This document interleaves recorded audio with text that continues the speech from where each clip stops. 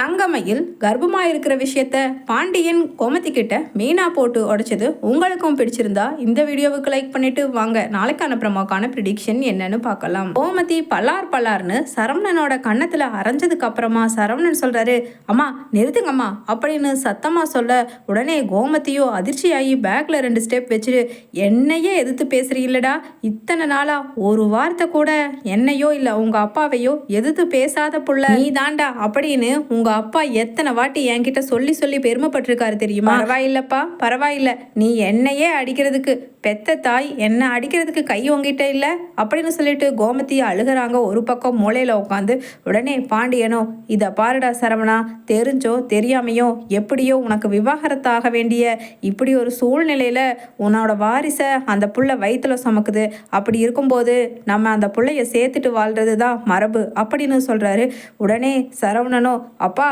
அவ பண்ணதெல்லாம் மறந்துட்டீங்களாப்பா? உங்களுக்கு உங்க பேர பிள்ளையோ இல்ல பேத்தியோ அவ வயிற்றுல வளருதுன்னு சொன்ன உடனே அவளோட துரோகத்தை மறைஞ்சிட்டு பேசுறது ஈஸியா இருக்கலாம்ப்பா, ஆனா என்னால சத்தியமா அதை மறக்கவே முடியாது. எத்தனை பொய், எவ்வளவு பெரிய பொய், அப்பப்பப்பா அப்படின்னு சொல்ல உடனே பக்கத்துல நிக்கிற மீனா கேக்குறாங்க சரவணன் கிட்ட,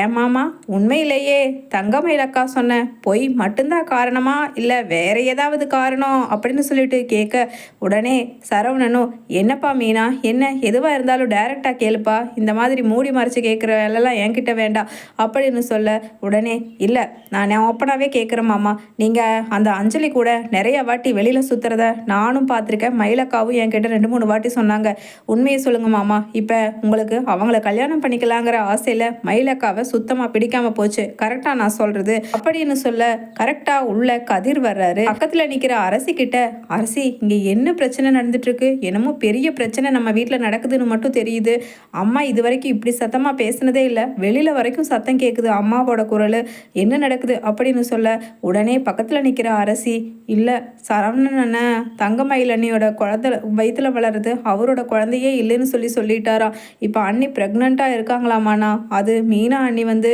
இங்கே வீட்டில் எல்லார்கிட்டையும் சொல்லி பெரிய பிரச்சனை ஆயிடுச்சுண்ணா அப்படின்னு சொல்ல அங்கே மீனாவும் சரவணனும் வாக்குவாதம் பண்ணிக்கிட்டு இருக்காங்க. ஆமாம் அப்படியே வச்சுக்க, அஞ்சலியை தான் நான் கல்யாணம் பண்ணிக்க போகிறேன், இப்போ என்ன அது உனக்கு என்னப்பா பிரச்சனை அப்படின்னு மீனா கிட்ட கேட்குறாரு சரவணன். உடனே மீனாவோ, மாமா நீங்கள் என்ன மாமா பேசுகிறீங்க, எனக்கு என்ன பிரச்சனைன்னு கேட்குறீங்க, அந்த குழந்தைய யார் பார்த்துக்குவா, சிங்கிள் மதரா தங்கமயிலக்கா மட்டும் கஷ்டப்படணும்னு நினைக்கிறீங்களா அப்படின்னு சொல்லிட்டு மீனாவும் கேட்க உடனே பக்கத்தில் நிற்கிற செந்திலோ, இதை பாரு மீனா, இது உனக்கு தேவையில்லாத அதிக பிரசங்கித்தனமான வேலை, நம்ம குடும்பத்தை பற்றி நீ என்கிட்ட ஏதாவது பேசணுமா அதை மட்டும் பேசு, இது என் அண்ணன் வாழ்க்கை சம்மந்தப்பட்டது, அதை தலையிட உனக்கோ எனக்கோ ஏன் எங்கள் அப்பா அம்மாவுக்கோ கூட உரிமை கிடையாது அப்படின்னு சொல்லிட்டு அங்கே செந்திலு சொல்ல உடனே மீனாவோ, இதை பாருங்க அவங்க குடும்ப விஷயங்கிறது அதுவும் எனக்கு தெரியும், எது ப்ரைவசிங்கிறது தெரிஞ்சுதான் நான் தலையிடாமல் இருந்தேன், ஆனால் இதுக்கு மேலே மயிலக்காவை கஷ்டப்படுத்துறதுக்கு நான் விரும்பலை.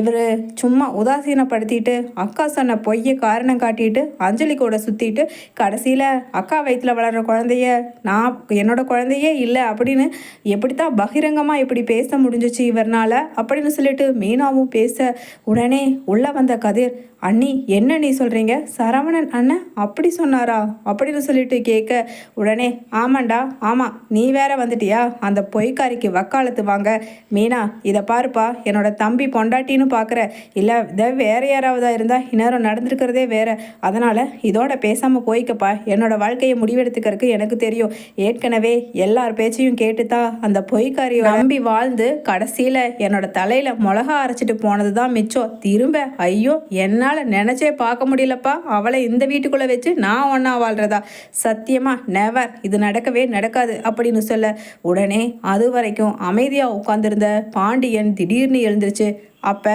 நானும் ஒன்று சொல்கிறேன் கேட்டுக்க அப்படின்னு சொல்கிறேன், எங்களுக்கும் மானம் மரியாதைன்னு இருக்குடா, மான மரியாதையை விட மனசாட்சி அதை விட பெருசாக எங்களுக்கும் இருக்கும், அதனால் நான் ஒரு முடிவு எடுத்திருக்கேன், ஒழுங்கு மரியாதையா தங்கமயில கூட்டிகிட்டு வந்து நீ இங்கே வாழ்கிறதுனா நம்ம வீட்டில் வாழு, இல்லைன்னா அப்படின்னு சொல்லிட்டு சொல்ல உடனே சரவணனும், அப்பா உங்களை எதிர்த்து பேசக்கூடாதுன்னு தான்ப்பா நானும் இத்தனை நேரம் அமைதியாக இருந்தேன், பரவாயில்ல, இனிமேல் இந்த வீட்டில் நான் இருக்கக்கூடாது அவ்வளவுதானே சொல்கிறீங்க அப்படின்னு சொல்லிட்டு சொல்கிறாரு. உடனே இல்லை, நானும் கோமதியும் தங்கமயிலுக்கு ஆதரவாக வெளியில் போகலான்னு முடிவு பண்ணிட்டேன் அப்படின்னு சொல்ல, உடனே கோமதியோ என்னங்க சொல்கிறீங்க அப்படின்னு கேட்க, உடனே பாண்டியன் சொல்கிறாரு, ஆமாம் கோமதி, ஆமாம், இதே நம்ம பொண்ணு குழலிக்கோ இல்லை அரசிக்கோ இப்படி ஒரு சூழ்நிலை நினச்சா பார்க்க முடியலப்பா. அவள் எத்தனை கஷ்டப்பட்டிருப்பா. தப்பு பண்ணுறது மனித இயல்பு, ஆனால் மன்னிக்கிறது அதை விட ஒரு பெருந்தன்மையான இயல்பு. அதனால் நம்ம 2 பேருமே தங்கமயில தனியாக கூட்டிகிட்டு போய் இவன் மனசு மாறி அவன் குழந்தைய பார்த்து வாமா நம்ம வீட்டுக்கு போகலான்னு தங்கமயிலையும் நம்ம குடும்பத்தையும் கூட்டிகிட்டு வர வரைக்கும் அவளுக்கு நம்ம ஆதரவாக இருப்போம், வா போகலாம் அப்படின்னு சொல்ல, உடனே கதிர் சொல்கிறாரு, அப்பா என்னப்பா இது, அண்ணன் மனசை மாத்திரக்கு நம்ம முயற்சி பண்ணாமல் இப்படி வீட்டை விட்டு போனால் நல்லாவாப்பா இருக்கும் அப்படின்னு சொல்ல, உடனே சரவணன் சொல்கிறாரு, டே கதிர், உனக்கு தனியாக சொல்ல முடியாது, ஏற்கனவே சொல்லிட்டேன், மீனாவுக்கு சொன்ன மாதிரி தான் இது என்னோட வாழ்க்கை, நான் முடிவு பண்ணிக்கிறேன், யாரும் தலையிட வேண்டான்னு. அம்மா அப்பாவே அதை புரிஞ்சுக்காம பேசுகிறாங்கன்னா நீயும் என்னடா அப்படின்னு சொல்லிட்டு சரவணன் சொல்ல, உடனே கதிர் சொல்கிறாரு, அண்ணன் நீ தானே புரிஞ்சுக்கல, அவங்க தனி ஒருத்தங்களா இருந்தாங்கன்னா வேணும்னா டிவோர்ஸ் பண்ணுறது உனக்கு பிடிக்கலங்கிறதெல்லாம் எடுத்துக்கலாம். ஆனால் இப்போ நம்ம குடும்ப வாரிசு அவங்க வயிற்றுல வளரும் போது எப்படின்னா விட முடியும் அப்படின்னு சொல்ல, உடனே சரவணன் கதிரை பார்த்து சொல்கிறாரு, இதை பாருடா, உனக்கு அம்மா அப்பா பார்த்து ஒருத்தியை கட்டி வச்சிருந்து அவ உனக்கே ஒரு துரோகம் பண்ணுற மாதிரி பொய்யும் பித்தலாட்டமும் பேசியிருந்தா அவ கூட திரும்ப வாழ சொல்லும் பொழுது அதோட வழி தெரியும். உனக்கு என்னப்பா, நீ உனக்கு ஆசைப்பட்டவளை அப்பா அம்மாவை எதிர்த்து கல்யாணம் பண்ணிட்டு வந்தானே, அப்புறம் நீ எல்லாம் எனக்கு புத்திமதி சொல்கிறதுக்கு வந்துட்ட அப்படின்னு சொல்ல, உடனே கதிர் சட்டையை எட்டி பிடிக்கிறாரு சரவணனோட. அண்ணே என்னென்ன சொல்கிற அப்படின்னு. அதே சமயம் கோமதியோ, டேய் கதிரோட கல்யாணம் எப்படிப்பட்ட சூழ்நிலையில் நடந்துச்சு தெரியுமா, அவெல்லாம் உன்னை விட எத்தனையோ படி மேலே அப்படின்னு கோமதியும் பேச, உடனே சரவணன் சொல்கிறாரு, இதை பாருங்கம்மா, அம்மா அப்பா குடும்பம் மரியாதைன்னு சொல்லி தான் நான் அவள் கழுத்தில் தாலி கட்டினேன். அதனால் இன்னொரு வாட்டி நான் எத்தனையோ படி கீழே இருந்தாலும் பரவாயில்லை, உறுதியாக சொல்கிறேன், அவள் கூட என்னால் வாழ முடியாது. நீங்கள் வீட்டை விட்டு போனாலும் சரி போகாட்டியும் சரி நான் இந்த வீட்டு பக்கமே நான் வரலை. ஏன்னா எல்லாரும் ஒட்டுமொத்த குடும்பமும் சேர்ந்து அவளுக்கு தான் ஆதரவாக பேசணும்னு பேசுகிறீங்க அப்படின்னு சொல்லிட்டு சொல்ல, உடனே இல்லைண்ணே இல்லை, இந்த விஷயத்தில் உனக்கு தான் நான் ஆதரவாக இருக்க போகிறேன் அப்படின்னு செந்தில் சொல்கிறாரு. உடனே சரவணனோ, நீயாவது என் மனசை புரிஞ்சுட்டியேடா தம்பி அப்படின்னு சொல்லிட்டு கட்டி அணைக்க, உடனே பாண்டியன் சொல்கிறாரு செந்திலை பார்த்து, ஆமாம் தோர, எப்பப்போ குடும்பத்தில் என்னை கழுவி யார் ஊற்றுறாங்களோ அவங்களுக்கு சப்போர்ட்டாக தானே பேசி பழக்கம், அதனால தான் இந்த வாட்டி சரவணன் கூட சேர்ந்துருக்கா அப்படின்னு சொல்லிட்டு சொல்ல, உடனே இதுக்கு மேலே நாம் எதுக்கு கோமதி போகணும், இப்படியெல்லாம் ஒரு பையன் எதிர்த்து பேசி அடிக்க வர்றவன், அதுவும் அவன் குழந்தை வயிற்றில் வளர்கிற குழந்தை, இது என்னோட குழந்தையே இல்லைன்னு சொல்லி அந்த பிள்ளைய கேட்டவன் நம்ம வீட்டில் ஒரு நிமிஷம் கூட இருக்கக்கூடாது, வெளியில் போக சொல்லு அப்படின்னு சொல்ல, உடனே பரவாயில்ல நான் வீட்டை விட்டு வெளியில் போகிறேன், உங்களுக்கு அந்த பொய்க்காரியும் அவள் வயிற்றில் வளர்கிற குழந்தைய பெருசுனா நீங்கள் கூட்டிகிட்டு வந்து வச்சு கொஞ்சம் கொள்ளாவுங்க. இப்போவும் நான் ஒன்று கடைசியாக சொல்கிறேன், அவள் யாருக்கு பெத்தாலோ நீங்கள் தான் அவளை நம்பிட்டு இருக்கீங்க, நான் இப்போ வரைக்கும் நம்பலை அப்படின்னு சொல்ல, உடனே மறுபடியும் கோமதி நெஞ்சா அங்கே சட்டை பட்டனெல்லாம் கழட்டி இருக்க அடிக்கிறாங்க சரவணனை. அடி பாவி, இப்படியாடா பேசுவேன், ஏண்டா நாங்கள் நிம்மதியாகவே இருக்கக்கூடாதுன்னு சொல்லி எல்லாம் அந்த கடவுளுக்கே பொறுக்கிறது இல்லையா, குடும்பத்தில் முதல் வாரிசு உண்டாயிருச்சுன்னு சந்தோஷப்பட்ட அன்னைக்கு திடீர்னு குழந்தை உண்டாகலைன்னு சொல்லி ஒரு குண்டை தூக்கி போட்ட மாதிரி இப்போ அவள் உண்டாயிருக்கிற போது